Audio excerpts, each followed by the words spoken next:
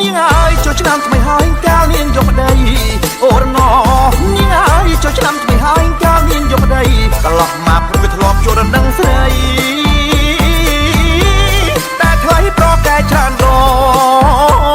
ងអូរណោនាងអើយឬមួយត្រាត្រៃនាងនៅចាំបងអូរណោនាងអើយឬមួយត្រាត្រៃនាងនៅចាំបងបើនាងបាក់លើកបៃតងចាំបងចូលបណ្ដឹង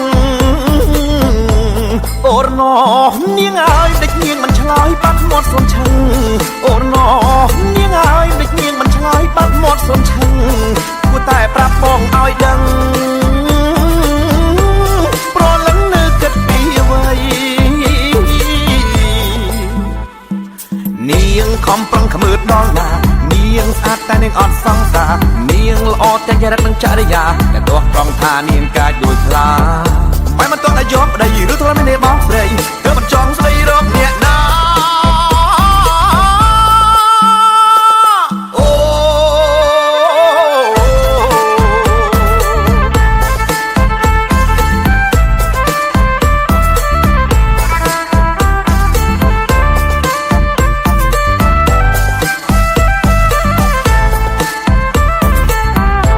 អូរណោ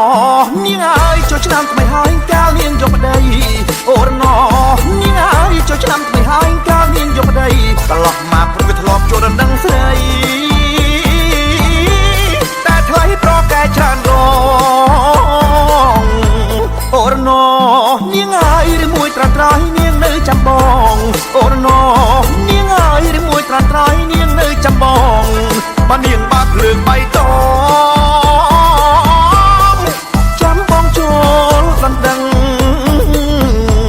អូរណោនាងអើយដេចនាងមិនឆ្លើយបាត់មាត់សុនឈឹងអូរណោនាងអើយដេចនាងមិនឆ្លើយបាត់មាត់សុនឈឹងគួរតែប្រាប់បងឲ្យដឹងប្រលឹងនៅគិតពីអ្វីនាងខំប្រឹងខ្មើដល់ណានាងស្អាតតែនាងអត់សង្សារនាងល្អទាំងចរិតនិងចរិយាតែទោះត្រង់ថានាងកាចដូចខ្លាមិនមិនទាន់តែយកប្តីឬធ្លាប់មានបងស្រីទើបមិនចង់ស្ដីរកអ្នកណា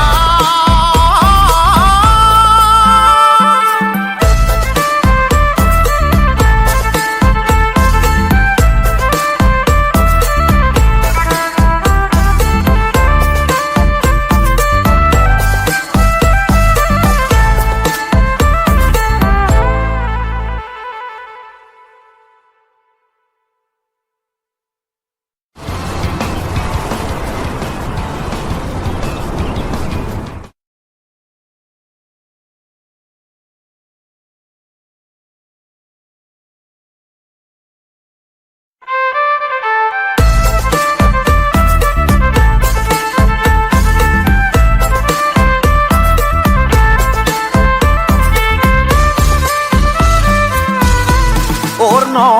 នាងអើយចូលឆ្នាំថ្មីហើយកាលនាងយកប្តីអូរណោនាងអើយចូលឆ្នាំថ្មីហើយកាលនាងយកប្តីកន្លោះមកព្រឹកវាធ្លាប់ចូលដល់នឹងស្រីតែថ្លៃប្រកែច្រើនរងអូរណោនាងអើយឬមួយត្រាត្រៃនាងនៅចាំបងអូរណោនាងអើយឬមួយត្រាត្រៃនាងនៅចាំបងបើនាងបាក់លើកបៃតង